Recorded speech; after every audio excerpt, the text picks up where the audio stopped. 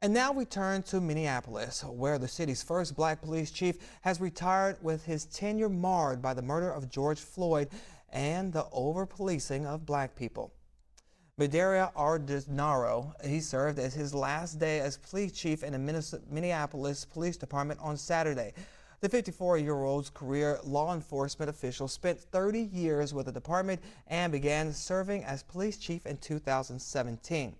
6 of the 8 total police-involved killings in Minneapolis during Arradondo's tenure as police chief have resulted in the killing of black men, including the murder of George Floyd, which still has the world's attention with the reignited debate around over-policing of black people in the U.S. So joining me now to discuss Arradondo's legacy is Jaylani Hussein. He is a Minnesota branch executive director of Council of American-Islamic Relations. Welcome to the show. Thank you for having me. I got to start off by asking you, how do you personally see the legacy of Chief Arradondo? Chief Arradondo, I think, represents the perhaps the unseen changes that have been happening in police departments, particularly a police department that does not have a predominant majority of people of color. He is someone I think has tried in many ways to do reform and to do some changes internally. And I think, he was the police chief when George Floyd was killed. The system that he tried to fundamentally change also lied to him. When activists reached out to him that day, the communication department, the police department did not inform that a chokehold was made and George Floyd died in that manner.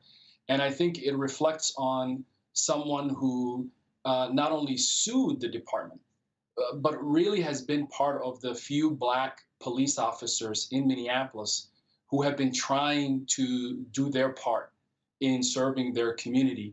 And the system completely pushed back against him. It forced him to not only sue the department for discrimination, but to continue to expose the racism that exists in police departments across this country and here in Minneapolis.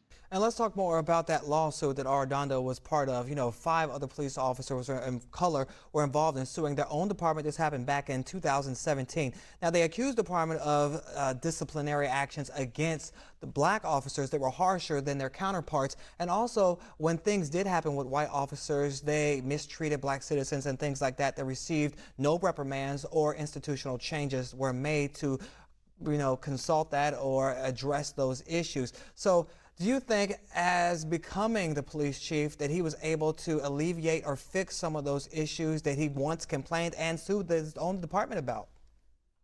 Well, I think it's a tremendous honor for him to actually sue the department on those issues and to continue to remain in the department in hopes that he would be able to bring change. I think it's a tremendous honor for him because there are not a lot of police officers who are facing this type of same discrimination today.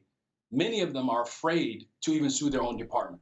And those who usually sue their department never work a day in that department. So I think a lot of credit to him, and I think his legacy will be marked well around his ability to challenge the status quo. However, at his time when he was a police chief, because of his outspokenness, the rank and file did not respect and did not heed his leadership. And he was undermined by, at that time, and even today to some extent, the union leader, who is a known racist, who has been violating community, has been in many incidents, Bob Kroll, who eventually stepped down, undermining everything that Chief Arradondo was doing. When Chief Arradondo fired officers, it was the union that forced them back on the department. And this is happening again across the country, where you see black chiefs who come with a hope to change the system, to have that same system turn around and deny their ability to lead. But he did. He was one of the chiefs that I was able to reach out to, was always available for the community, never shied away from telling the truth. but was in a system and a system today that continues to devalue the lives of human beings, particularly Black and brown people, and also officers who are majority people of color face the same issues. I've heard from many officers who would today, some of them not willing to come forward, who have Hmm. shared with me some of the same criticism and discriminatory practices happening much after the settlement with the city of Minneapolis. Yeah, it happens all the time. We hear about it, but again, we need those people to speak up about it. And by the way, that lawsuit did end with an $800,000 out-of-court settlement, so at least they had some impact there. Now, I do have to ask you, when the new person is elected as police chief, are there certain things you hope they will do or a certain impact you hope they will make? Well, I think first of all, we have to realize that we are in a unique moment right now, and particularly springing out of here in Minneapolis, we are in the post George Floyd moment. The days of sticking to the status quo, the days of allowing the union bosses and the racist cops to lead a progressive and a transformative public safety are over. And any police chief who comes in with the idea of trying to keep the status quo is a complete failure and will fail immediately.